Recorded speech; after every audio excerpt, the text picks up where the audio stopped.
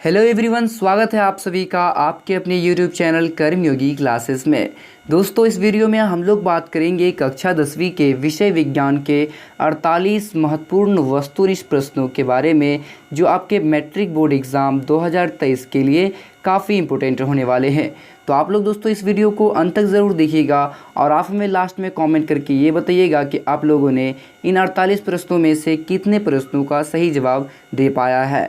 तो चलिए हम शुरू करते हैं बिना किसी देरी के। तो आपके सामने पहला प्रश्न है दोस्तों, प्रश्न संख्या 1 है, पौधों में जनन अंग कहाँ पाए जाते हैं। तो ऑप्शंस दिया गया है, ए जड़ में, बी पुष्प में, सी तना में या डी फल में। तो इसका राइट आंसर दोस्तों हो जाएगा ऑप्शन बी, पुष्प में। पुष्प में दोस्तों पौधों में जनन अंग पाया जाता है। चलिए अब हम नेक्स्ट क्वेश्चन देखते हैं। क्वेश्चन नंबर 2 आपके सामने है, प्रकाश संश्लेषण की क्रिया होती है। आपको बताना है कि प्रकाश संश्लेषण की क्रिया कहाँ होती है। तो ऑप्शंस दिया गया है, ए जंतुओं में, बी कवकों में, सी परजीवियों में या डी हरे पौधों में। तो इसका राइट आंसर दोस्तों हो जाएगा ऑप्शन डी, हरे पौधों में। प्रकाश संश्लेषण की क्रिया दोस्तों हरे पौधों में होती है, इसलिए इसका ऑप्शन डी राइट हो जाएगा। चलिए नेक्स्ट क्वेश्चन देखते हैं। क्वेश्चन नंबर 3 है आपके सामने, प्रकाश संश्लेषण की क्रिया में ऑक्सीजन किस से बाहर निकलता है। आपको बताना इन 4 ऑप्शंस में से ऑक्सीजन किस से बाहर निकलता है। तो इसका राइट आंसर दोस्तों ऑप्शन ए हो जाएगा, जल से। यदि दोस्तों आप लोगों को इन सवालों का जवाब पहले से अगर पता है तो आप हमें कमेंट बॉक्स में कमेंट करके ज़रूर बताइएगा। चलिए नेक्स्ट क्वेश्चन की ओर बढ़ते हैं।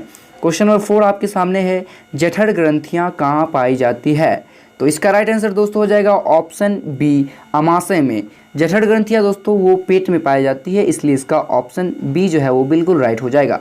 चलिए अब हम नेक्स्ट क्वेश्चन देखते हैं। क्वेश्चन नंबर 5 आपके सामने है, ग्लाइकोलिसिस की क्रिया संपन्न होती है। आपको बताना दोस्तों ग्लाइकोलिसिस की प्रक्रिया कहाँ संपन्न होती है। तो इसका राइट आंसर दोस्तों हो जाएगा वो ऑप्शन डी, कोशिका द्रव्य में। कोशिका द्रव्य में दोस्तों ग्लाइकोलिसिस की प्रक्रिया संपन्न होती है, तो इसका राइट आंसर ऑप्शन डी हो जाएगा। चलिए क्वेश्चन नंबर 6 देखते हैं। क्वेश्चन नंबर 6 आपके सामने है, इथाइल अल्कोहल किस प्रकार के शोषण से बनता है। आपको बताना है दोस्तों इथाइल अल्कोहल किस प्रकार के शोषण से बनता है। तो इसका राइट आंसर हो जाएगा दोस्तों ऑप्शन ए, वायवीय। वायवीय शोषण से दोस्तों इथाइल अल्कोहल बनता है। चलिए नेक्स्ट क्वेश्चन देखते हैं। क्वेश्चन नंबर 7 आपके सामने है, सबसे छोटी अंतःस्रावी ग्रंथि कौन है। आपको बताना है कि सबसे छोटी अंतःस्रावी ग्रंथि कौन है। तो इसका राइट आंसर हो जाएगा ऑप्शन बी, पिट्यूटरी ग्रंथि। पिट्यूटरी ग्रंथि दोस्तों सबसे छोटी अंतःस्रावी ग्रंथि होती है। चलिए नेक्स्ट क्वेश्चन देखते हैं। क्वेश्चन नंबर 8 आपके सामने है, पौधों के वायवीय भागों में जल के ह्रास की क्रिया कहलाती है। तो इसका राइट आंसर हो जाएगा दोस्तों ऑप्शन बी, वाष्पोत्सर्जन। पौधों के वायवीय भागों से जल के ह्रास की क्रिया वाष्पोत्सर्जन कहलाती है। चलिए नेक्स्ट क्वेश्चन देखते हैं। क्वेश्चन नंबर 9 है आपके सामने, घेघा रोग पनपता है। आपको बताना है कि घेघा रोग किसके कमी के कारण पनपता है। तो इसका राइट आंसर दोस्तों हो जाएगा वो ऑप्शन सी, आयोडीन की कमी से घेघा रोग उत्पन्न होता है। चलिए नेक्स्ट क्वेश्चन देखते हैं। क्वेश्चन नंबर 10 है आपके सामने, रक्त के हल्के पीले रंग के चिपचिपे द्रव को कहते हैं। रक्त में जो दोस्तों वो हल्का पीले रंग का चिपचिपा पदार्थ होता है उसको हम क्या कहते हैं। तो आप हमें कमेंट बॉक्स में कमेंट करके बता सकते हैं। तो इसका राइट आंसर दोस्तों हो जाएगा ऑप्शन ए, प्लाज्मा।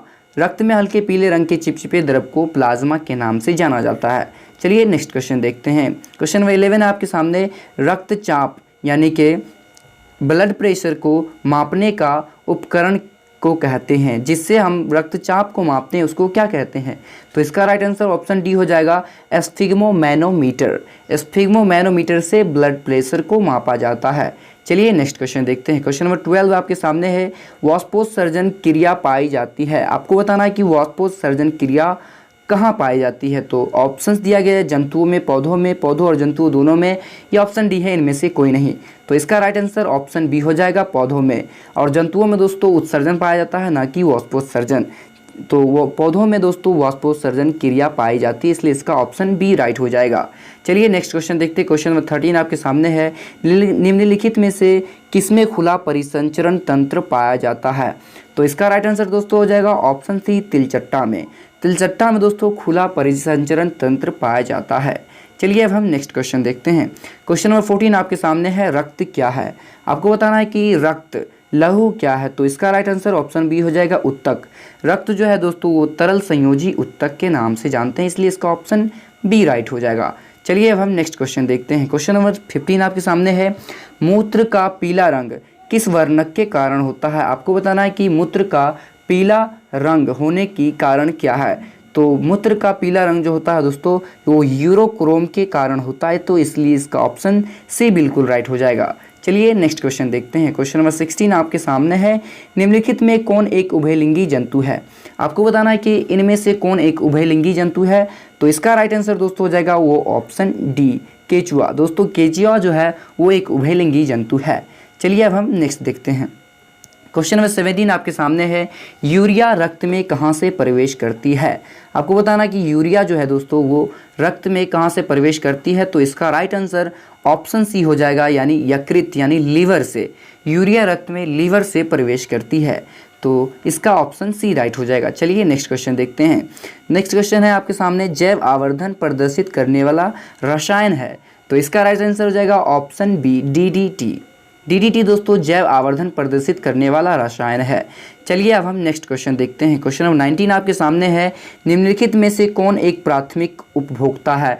तो प्राथमिक उपभोक्ता ऑप्शन बी, शाकाहारी प्राथमिक उपभोक्ता कहलाता है, इसलिए इसका ऑप्शन बी राइट हो जाएगा। चलिए अब हम नेक्स्ट क्वेश्चन देखते हैं। क्वेश्चन नंबर 20 आपके सामने है, निम्नलिखित में कौन एक भूमिगत जल का उदाहरण है? तो इसका राइट आंसर दोस्तों हो जाएगा ऑप्शन ए, कुआं। कुआं दोस्तों एक भूमिगत जल का उदाहरण है। चलिए नेक्स्ट क्वेश्चन देखते हैं। क्वेश्चन नंबर 21 है आपके सामने, प्राकृतिक चुनाव द्वारा जीवों का विकास कहलाता है। तो प्राकृतिक चुनाव द्वारा जीवों का विकास जो है दोस्तों वो डार्विनवाद कहलाता है, जिसको हम डार्विन का सिद्धांत के नाम से भी जानते हैं। चलिए अब हम नेक्स्ट क्वेश्चन देखते हैं। क्वेश्चन नंबर 22 आपके सामने है, हरे पौधे कहलाते हैं। तो हरे पौधे दोस्तों उत्पादक कहलाते हैं, इसलिए इसका ऑप्शन सी उत्पादक बिल्कुल राइट हो जाएगा। चलिए अब हम क्वेश्चन नंबर 23 देखते हैं। अंडोत्सर्ग का कारण है दोस्तों, अंडोत्सर्ग का जो कारण है वो LH है, इसलिए इसका ऑप्शन ए बिल्कुल राइट हो जाएगा। चलिए नेक्स्ट क्वेश्चन देखते हैं। क्वेश्चन नंबर 24 है आपके सामने, लैंगरहैंस की द्वीपिकाएँ कहाँ पाई जाती है? आपको बताना है कि लैंगरहैंस की द्वीपिकाएँ कहाँ पाई जाती है। तो इसका राइट आंसर ऑप्शन सी, अग्नाशय में। जी बिल्कुल, लैंगरहैंस की द्वीपिकाएँ जो है दोस्तों अग्नाशय में पाया जाता है। तो चलिए नेक्स्ट क्वेश्चन की ओर बढ़ते हैं। क्वेश्चन नंबर 25 के सामने, थायरोक्सिन हार्मोन के संश्लेषण में निम्नलिखित में किसका होना आवश्यक है? तो इसका राइट आंसर ऑप्शन हो जाएगा दोस्तों ऑप्शन डी, आयोडीन का होना बिल्कुल आवश्यक है। चलिए नेक्स्ट क्वेश्चन देखते हैं। क्वेश्चन नंबर 26 आपके सामने, निश्चल कणिकाएँ कहाँ पाई जाती है? आपको बताना है कि निश्चल कणिकाएँ कहाँ पाई जाती है। तो इसका right answer option C, neuron में। न्यूरॉन में दोस्तों निश्चल कणिकाएँ पाई जाती है। नेक्स्ट क्वेश्चन देखते हैं। क्वेश्चन नंबर 27 है आपके सामने, मानव मस्तिष्क का वजन होता है।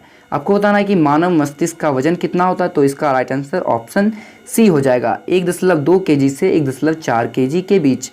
चलिए नेक्स्ट क्वेश्चन देखते हैं। क्वेश्चन नंबर 28 है आपके सामने, निकट दृष्टि दोष तथा दूर दृष्टि दोष के निवारण हेतु प्रयुक्त लेंस द्वारा बना प्रतिबिंब होता है। आपको बताना है कि प्रतिबिंब किस तरह का बनता है। तो प्रतिबिंब दोस्तों वास्तविक और उल्टा बनता है, इसलिए इसका ऑप्शन डी बिल्कुल राइट हो जाएगा। चलिए अब हम नेक्स्ट क्वेश्चन देखते हैं। क्वेश्चन नंबर 29 है आपके सामने, साइड मिरर के रूप में निम्नलिखित में से कौन प्रयुक्त होता है? तो इसका राइट आंसर दोस्तों ऑप्शन हो जाएगा ए, उत्तल दर्पण। हमेशा दोस्तों साइड मिरर के रूप में उत्तल दर्पण का ही प्रयोग किया जाता है, क्योंकि उत्तल दर्पण का विस्तृत दृष्टि क्षेत्र अधिक होता है, इसलिए हम साइड मिरर में उत्तल दर्पण का प्रयोग करते हैं। चलिए अब हम नेक्स्ट क्वेश्चन देखते हैं। क्वेश्चन नंबर 30 आपके सामने है, अवतल लेंस द्वारा प्राप्त प्रतिबिंब होता है। तो अवतल लेंस द्वारा प्राप्त प्रतिबिंब दोस्तों आभासी भी होता है, सीधा भी होता है और छोटा भी होता है, इसलिए इसका ऑप्शन डी बिल्कुल राइट हो जाएगा। चलिए अब हम नेक्स्ट क्वेश्चन देखते हैं। क्वेश्चन नंबर 31 है आपके सामने, ऊर्जा का एसआई मात्रक है। तो इस ऊर्जा का एसआई मात्रक दोस्तों जूल होता है, इसलिए इसका ऑप्शन ए बिल्कुल राइट हो जाएगा। चलिए नेक्स्ट क्वेश्चन देखते हैं। क्वेश्चन नंबर 32 है आपके सामने, आकाश का नीला रंग होना किस परिघटना का परिणाम है? तो आकाश का नीला रंग वो प्रकाश के परिकिरण के कारण होता है, इसलिए इसका राइट आंसर ऑप्शन बी हो जाएगा। चलिए अब हम नेक्स्ट क्वेश्चन देखते हैं। क्वेश्चन नंबर 33 आपके सामने, सामान्य नेत्र के लिए स्पष्ट दृष्टि का न्यूनतम दूरी होता है। तो इसका राइट आंसर ऑप्शन सी हो जाएगा 25 सेंटीमीटर। सामान्य नेत्र के लिए स्पष्ट दृष्टि का न्यूनतम दूरी 25 सेंटीमीटर होता है। चलिए अब हम नेक्स्ट क्वेश्चन देखते हैं। क्वेश्चन नंबर 34 है आपके सामने, किसी उत्तल लेंस का फोकसांतर 50 सेंटीमीटर है तो उसकी क्षमता होगी। तो दोस्तों लेंस की क्षमता का जो होता है सूत्र वो होता है P = 1/f। 1/f होता है, जिसमें हम f का मान दिया गया है 50 सेंटीमीटर, तो 50 सेंटीमीटर रख देते हैं दोस्तों। ये सेंटीमीटर में दिया गया तो इसको हम सबसे पहले मीटर में बदलेंगे, तो मीटर में बदलने के लिए हम 100 से गुना करेंगे, जिसको इसको काटने के बाद हमको 2 प्राप्त होगा, यानी 2 डायोप्टर। दोस्तों दर्पण जो है वो उत्तल लेंस है, लेंस जो है उत्तल लेंस है, तो उत्तल लेंस का जो होता है वो क्षमता वो धनात्मक होता है, इसलिए इसका ऑप्शन डी +2 डायोप्टर राइट हो जाएगा। चलिए अब हम नेक्स्ट क्वेश्चन देखते हैं। क्वेश्चन नंबर 35 की ओर बढ़ते हैं। तो दिया गया है एक प्रिज्म कितने सतहों से घिरा रहता है, तो इसका राइट आंसर दोस्तों हो जाएगा ऑप्शन डी 5। एक प्रिज्म दोस्तों 5 सतहों से घिरा होता है। चलिए नेक्स्ट क्वेश्चन देखते हैं। क्वेश्चन नंबर 36 है आपके सामने। अभिनेत्र लेंस की फोकस दूरी में परिवर्तन किया जाता है, तो अभिनेत्र लेंस की फोकस दूरी में परिवर्तन दोस्तों पश्चिमावी पेशियों द्वारा किया जाता है। इसका राइट आंसर ऑप्शन डी हो जाएगा।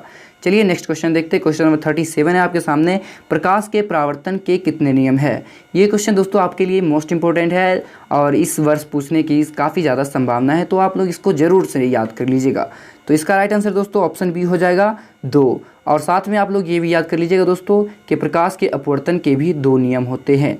चलिए नेक्स्ट क्वेश्चन देखते हैं। क्वेश्चन नंबर 38 आपके सामने। फोटोग्राफी कैमरा का अभिदृश्यक होता है। आपको बताना है कि फोटोग्राफी कैमरा का जो अभिदृश्यक होता है दोस्तों वो किस लेंस का होता है, तो वो होता है दोस्तों उत्तल लेंस का, इसलिए इसका ऑप्शन ए बिल्कुल राइट हो जाएगा। चलिए नेक्स्ट क्वेश्चन की ओर बढ़ते हैं। क्वेश्चन नंबर 39 है आपके सामने।